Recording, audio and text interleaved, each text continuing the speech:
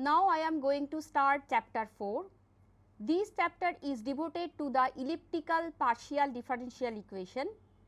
I shall take Laplace equation and Poisson equation for this discussion because these equations come in many fields of mathematical physics like electrostatics, magnetostatics, surface waves in fluids and motion of gravitation, motion of particle in gravitation, etc.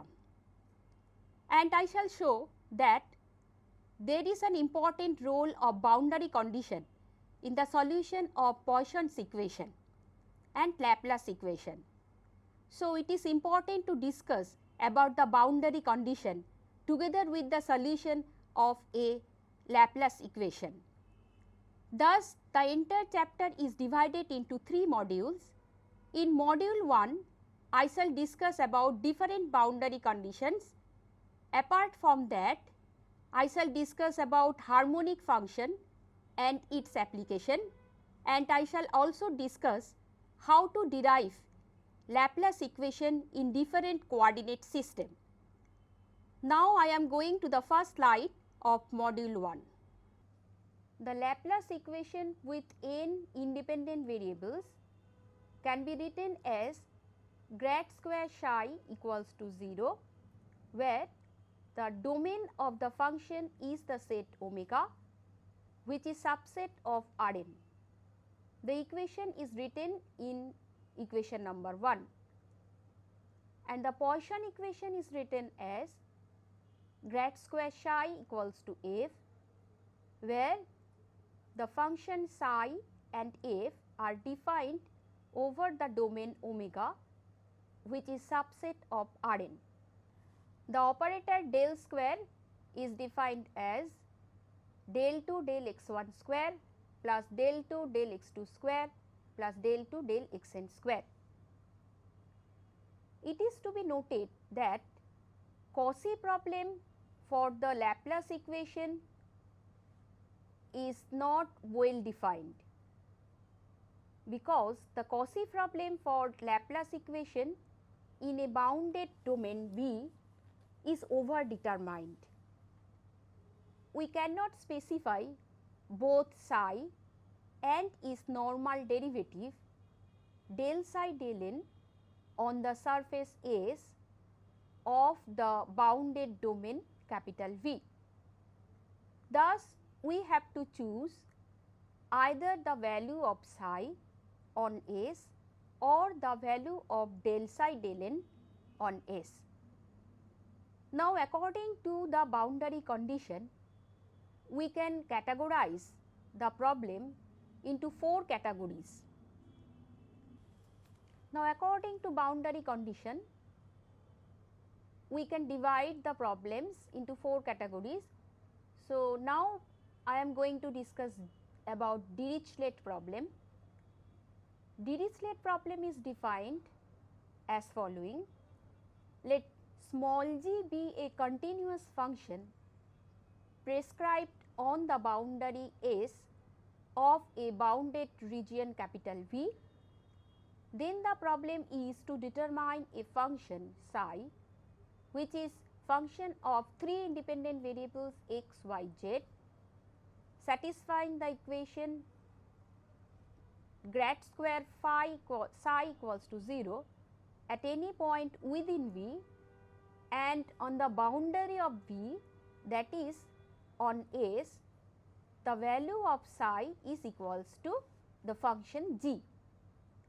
This problem is known as interior Dirichlet problem. On the other hand, we can define an exterior Dirichlet problem. In exterior Dirichlet problem, the function psi will satisfy grad square psi equals to 0 outside the region V, where capital V is a finite simply connected region, and on the boundary of V, that is on S, the condition psi equals to g. So, this case we call the problem as exterior Dirichlet problem, and the Dirichlet problem is referred as a first boundary value problem. Now I am going to discuss about Newman problem. So, in Newman problem, the function psi will satisfy the equation, the Laplace equation grad square psi equals to 0 within V if it is an interior Newman problem and its normal derivative del psi del n equals to some function h at every point on the boundary of V, that is on S. Similarly, we can define exterior Newman problem. For exterior Newman problem, psi will satisfy the equation grad square psi equals to 0 outside some region capital V, and on the boundary of capital V, the normal derivative of psi, that means del psi del n, is equals to some known function capital H. So, any kind of Newman problem, it may be an interior problem or exterior problem, is called a second boundary value problem. Now, I shall tell about Churchill problem. In interior Churchill problem, we want to find the value of the unknown function psi which satisfies the equation grad square psi equals to 0 within some bounded domain capital V, and on the boundary, that means on S, del psi del n plus g psi equals to f, where the functions f and g are some continuous function and they are defined on S. So, in case of Churchill problem, the boundary condition is different from the previous cases.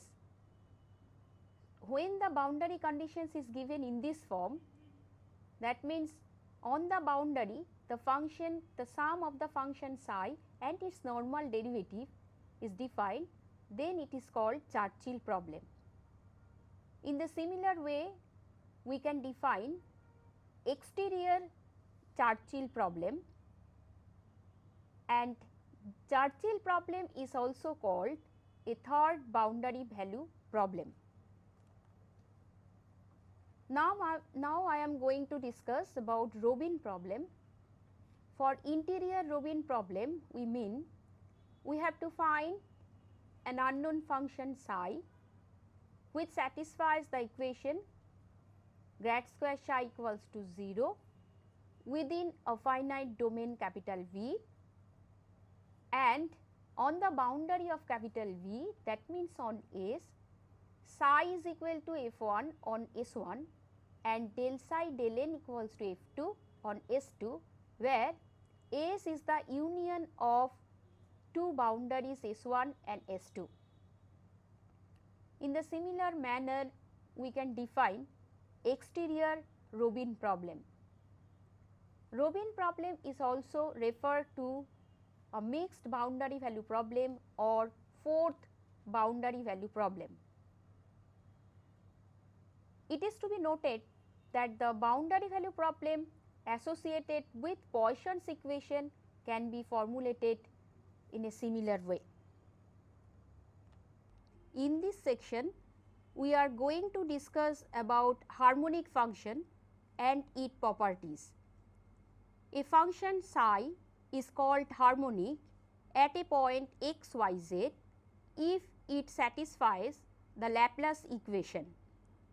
That means, in case of three independent variables, the equation is del 2 psi del x square plus del 2 psi del y square plus del 2 psi del z square equals to 0.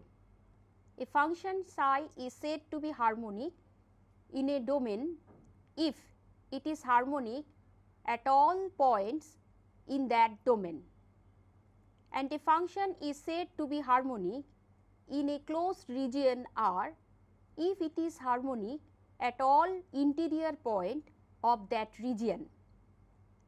So, in this section we shall discuss harmonic functions and its properties.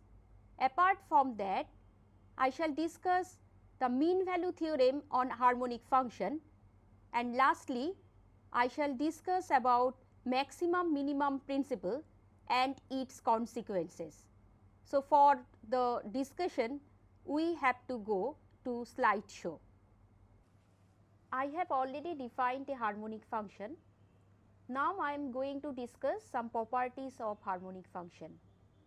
The first property, it is written here, if a harmonic function vanishes everywhere on the boundary of a domain, then it is identically 0 everywhere.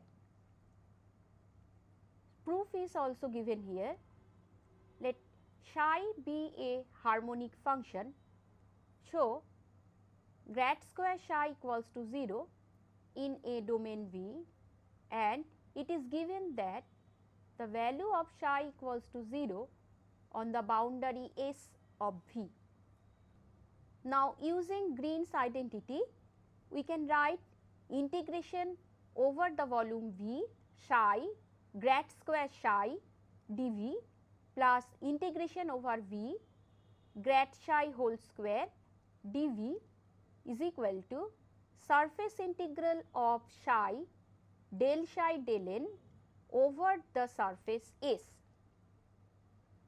Now, we have to note that grad square psi equals to 0 in the domain capital V and psi equals to 0 on S. So, if we use the condition grad square psi equals to 0 in V, the first integral in the left hand side is equals to 0. Now, using the condition psi equals to 0 on S, the right hand side of the integral is 0. So, the above equation reduces to the form integration over V grad psi square dV is equal to 0. Since psi is a real quantity and grad psi is also a real quantity, so this implies that grad psi must be equals to 0.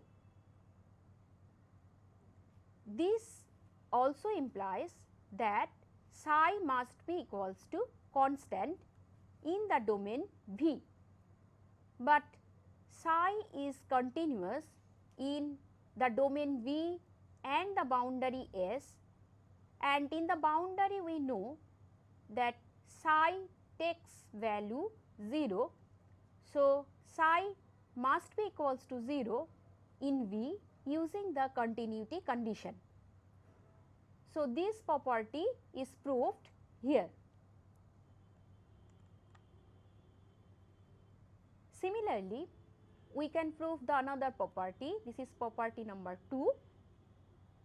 If a function psi is harmonic in V and del psi del n equals to 0 on S, then psi is a constant in the domain V.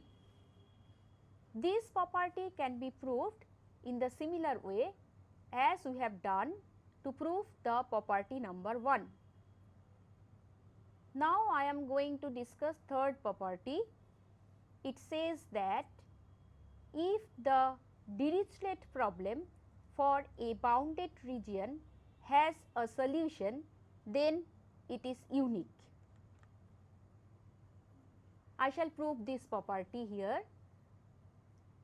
So, if possible, let there are two different solutions psi 1 and psi 2 for the interior Dirichlet problem.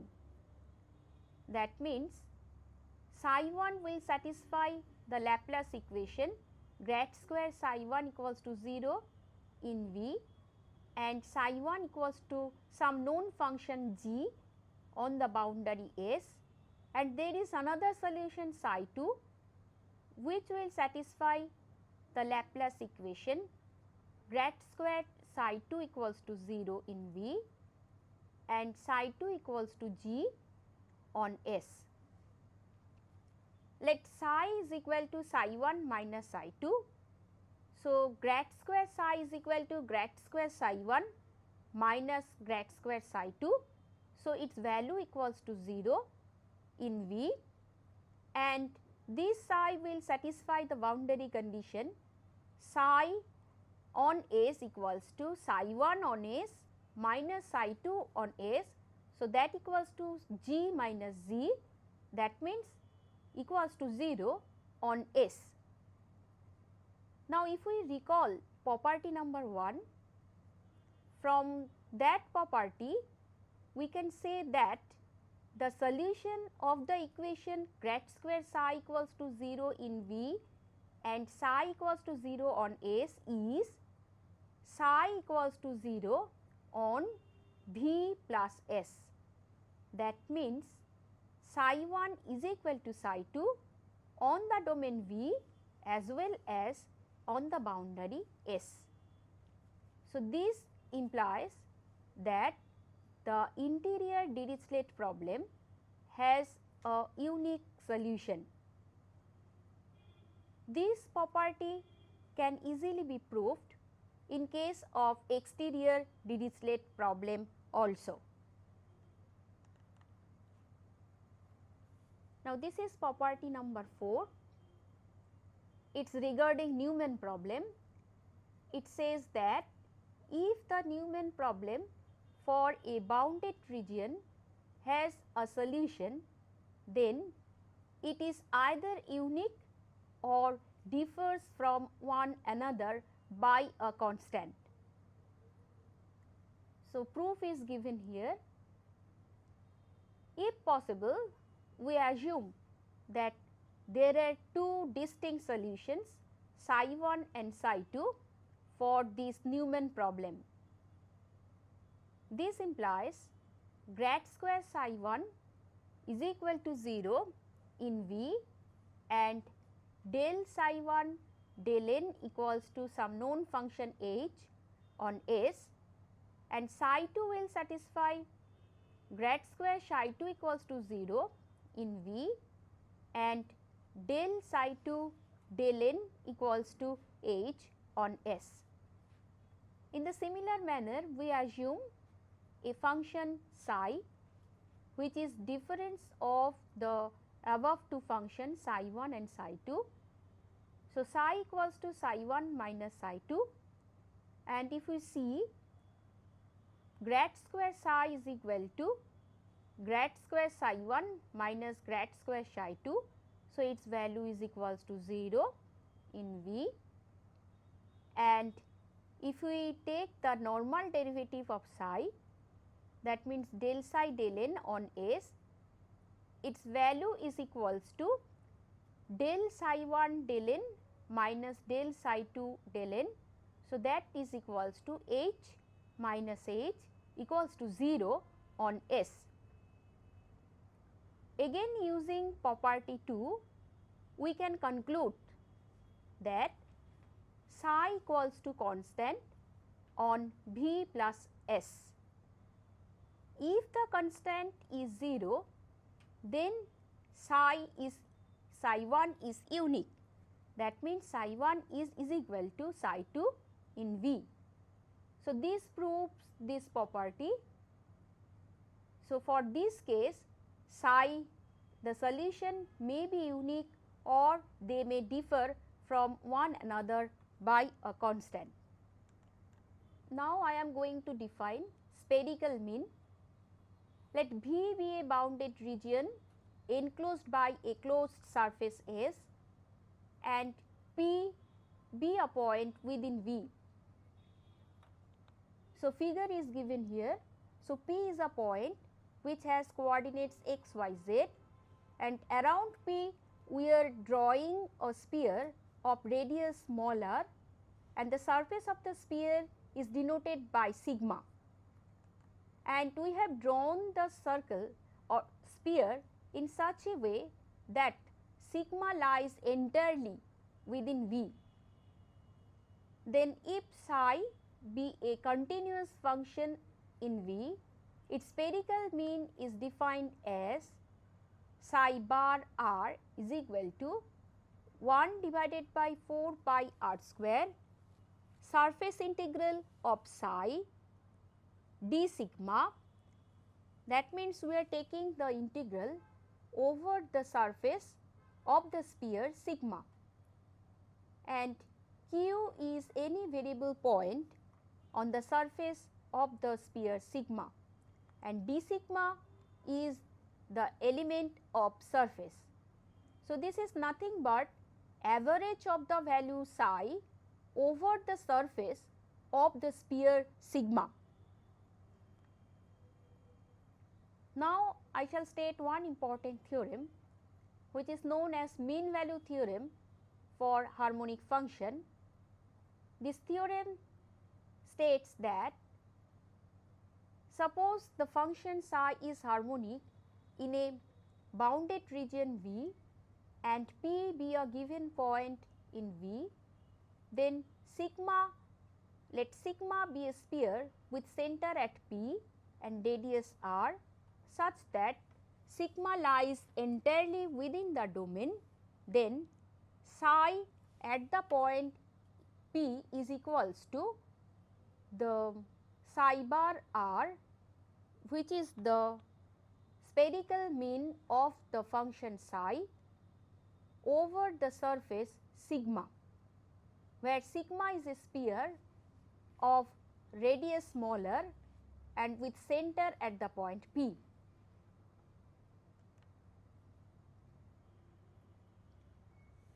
Now, there is one important theorem which is known as maximum minimum principles, and this principle can be proved using the property of harmonic function.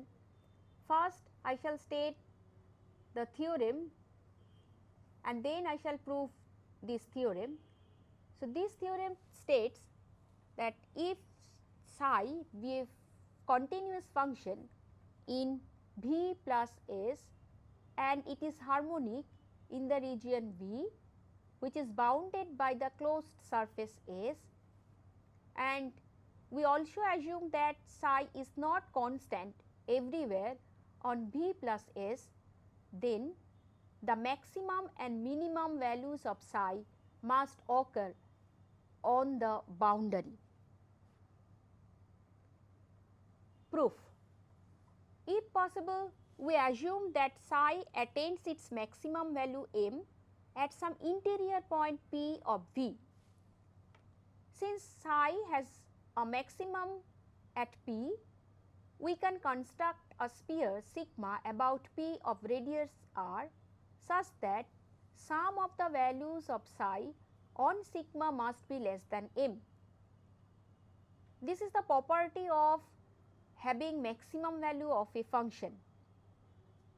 Since this is a local maxima of psi, now again using the mean value theorem, the value of psi at P is the spherical average value of psi on sigma, and therefore, its spherical average is less than capital M. So, it contradicts the fact that it will have the same value as it is at the point P.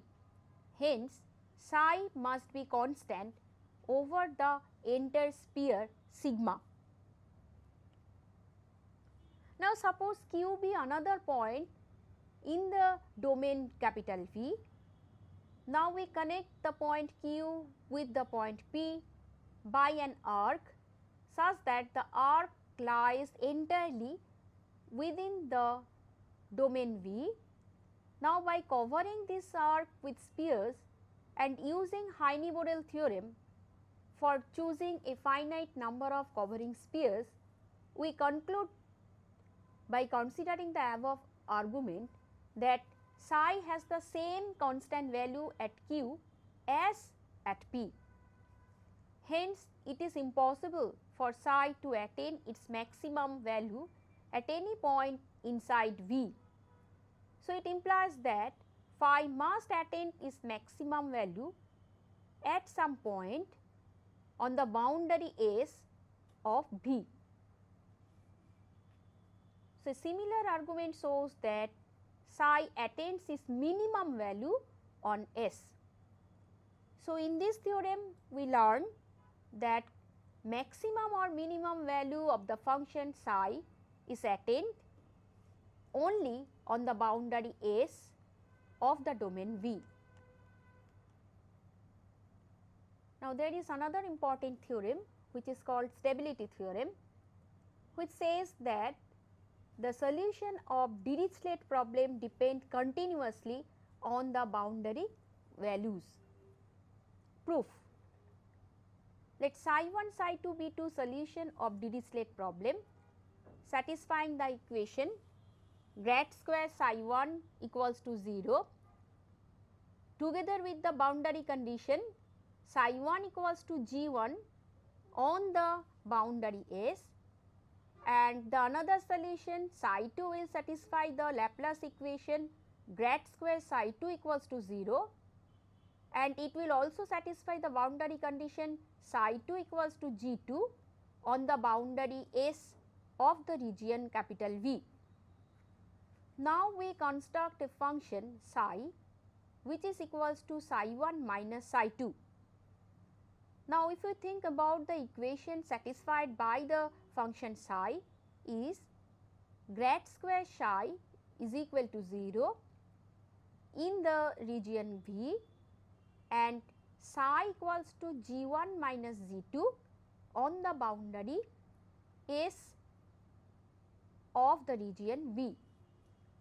Now, by maximum minimum principle, psi attains its maximum and minimum values on S. S is the boundary.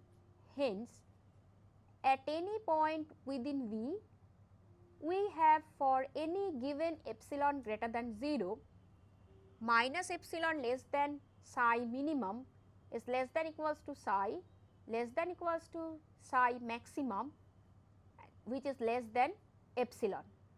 That is, mod of psi is less than epsilon if the difference of the psi max minus psi mean is less than epsilon. Or in other words, we can say that if g1 minus g2 mod is less than epsilon on S, then mod of psi 1 minus psi 2 will be less than epsilon in V. So, it says that the solution in V depends on the boundary conditions, which is in this case mod of g1 minus g2. So, in this way we prove this theorem. The solution of Dirichlet problem depend continuously on the boundary values. It is sometimes required to find solution of Laplace equation in different geometries. In this section, we shall derive the expression of Laplace equation in different coordinate systems like polar coordinate system, spherical and cylindrical coordinate system. So, for derivation, we need to go to the slide show. Now, I am going to derive Laplace equation in plane polar coordinates. In polar coordinate system, there are two independent variables r and theta. So, here we are trying to write the Laplacian operator grad square in terms of the independent variables r and theta. The derivation is shown here. The corresponding transformation is x equals to r cos theta and y is equal to r sin theta. So, from this transformation we can derive that r square equals to x square plus y square and theta equals to tan inverse y by x. The Laplace equation in Cartesian coordinate is written in equation number 5, psi xx plus psi yy equals to 0. Now, to write that equation in terms of r and theta, we have to compute psi x. So, psi x equals to psi r r x plus psi theta theta x. Here we have used chain rule. So, that is equals to psi r into the value of r x is cos theta minus psi theta into sin theta by r. Here we have put the value of theta x as sin theta by r. Similarly, we can derive the value of psi y using chain rule. Psi equals to psi y is equals to psi r r y plus psi theta theta y. So, this equals to psi r into sin theta plus psi theta into cos theta by r. So, here we have used the value of r y and theta y which are given here. So, if you take the second order derivative of psi x with respect to x, in the similar way we can find an expression for psi xx, and in the similar way if we take the second order derivative of psi with respect to y, that means if we compute psi yy in terms of the derivative of psi with respect to r and theta, and if we substitute those value in equation number 5, we will get an equation which is written here psi rr plus 1 by r squared psi theta theta plus 1 by r psi r equals to 0. The derivation is not shown here. If anyone is interested, they can go through the e-text of this module. The detailed calculations are there. So, we get equation number 6. This is the Laplace equation in plane polar coordinates. Now, this is the derivation of Laplace equation in cylindrical coordinates. In cylindrical coordinates, there are 3 independent variables r, theta and z, and in the similar way, so we can derive the expression for Laplace equation in terms of the independent variables r, theta and z, and this is the relation between Cartesian coordinate and the cylindrical coordinates is x equals to r cos theta, y is equal to r sin theta and z is equal to z. So, using this transformation, one can transform the equation 7 to equation 9. The detailed calculation can be found in e-text. This is the last one. Here we have derived Laplace equation in spherical polar coordinates, and the corresponding transformation is x equals to r sin theta cos phi, y is equal to r sin theta sin phi and z equals to r cos theta. So, using this transformation, we can derive the expression for Laplace equation which is written in equation number 10. Thus, in module 1 of chapter 4, we have discussed about different type of boundary value problems, namely Newman problem, Dirichlet problems, Robin problems, etc.